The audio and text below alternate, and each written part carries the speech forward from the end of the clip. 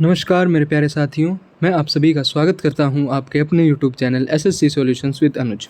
जैसा कि आप सभी जानते हैं, आज है 2 जुलाई और अब हुआ था CHSL का सेकंड शिफ्ट का पेपर, तो उसको डिस्कस करते हैं। पहला क्वेश्चन आया था, पुस्तक अंबेडकर एवं मोदी के लेखक कौन है। तो यहाँ क्वेश्चन पूछा गया था, जो पुस्तक अंबेडकर और मोदी है उसका जो लेखक है या उसका विमोचन किसने किया था। तो इस पुस्तक को सामाजिक संगठन ब्लू फ्रास्ट डिजिटल फाउंडेशन ने लिखा है, जो भाजपा के प्रमुख थिंक टैंक्स में से एक हैं। वही इस पुस्तक की प्रस्तावना प्रसिद्ध गीतकार और संगीतकार राज्यसभा सांसद किसने की है, इलैया राजा ने लिखी है। आपने जो चीज़ याद रखनी है वो ये याद रखनी है, एक तो आपने याद रखना है परफॉर्मर्स इसका, और एक आपने याद रखना है विमोचन किसके द्वारा किया गया था, पूर्व राष्ट्रपति रामनाथ सिंह कोविंद द्वारा किया गया था।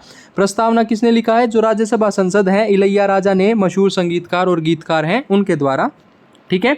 उसके बाद अगला क्वेश्चन आया था, 2011 की जनगणना के अनुसार, मतलब 2011 का जो सेंसस हुआ था उसके अनुसार भारत में कुल कितने जिले हैं, तो 640 जिले थे 2011 में। उस टाइम पे बात करें तो 640 जिले थे। वर्तमान में कितने हैं आपके, 806 जिले हैं।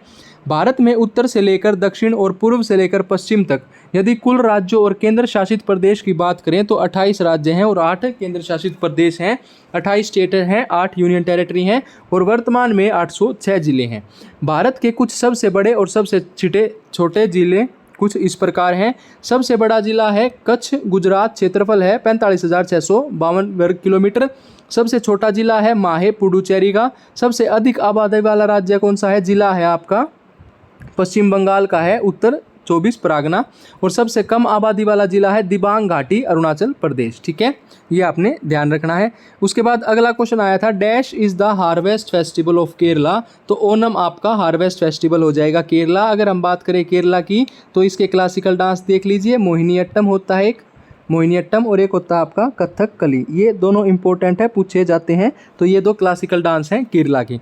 अगर हम बात करें, it is the harvest festival of Kerala. It was celebrated to commemorate the arrival of king Mahabali. ये भी आपने याद रखना है।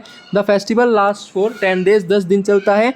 Every year in August and September, अगस्त और सितंबर में मनाया जाता है। उसके बाद आता है Pongal. Pongal is a 4 day long harvest festival celebrated mostly in the states of south India, specially in Tamil Nadu. और लोहरी जो है वो आपका हार्वेस्ट फेस्टिवल है किसका, नॉर्थ इंडिया का, जो कि पंजाब और हरियाणा में मनाया जाता है। उसके बाद आता है भारतीय रिजर्व बैंक, जो RBI की बात की गई है। तो RBI को नेशनलाइज कब किया गया था, 1949 में किया गया था। अगर आपसे पूछ ले RBI कब बना था, 1935 में बना था। किसकी उससे बना था, एक RBI एक्ट आया था, कब आया था, 1934 में, और इसको 1935 में RBI बना दिया गया था। इसका हेडक्वार्टर कहाँ पे है, मुंबई में है। अगर हम बात करें 1949 में RBI का राष्ट्रीयकरण किया गया, नेशनलाइजेशन कब हुआ था, 1949 में। भारतीय रिजर्व बैंक सार्वजनिक स्वामित्व में स्थानांतर अधिनियम 1948 के आधार पर 1 जनवरी 1949 से भारतीय रिजर्व बैंक को राष्ट्रीयकरण किया गया था।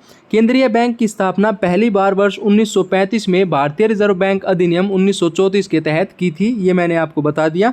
भारत की आज़ादी के बाद 1 जनवरी 1949 को RBI का राष्ट्रीयकरण कर दिया गया था। मुख्यालय है मुंबई, बॉम्बे, महाराष्ट्र।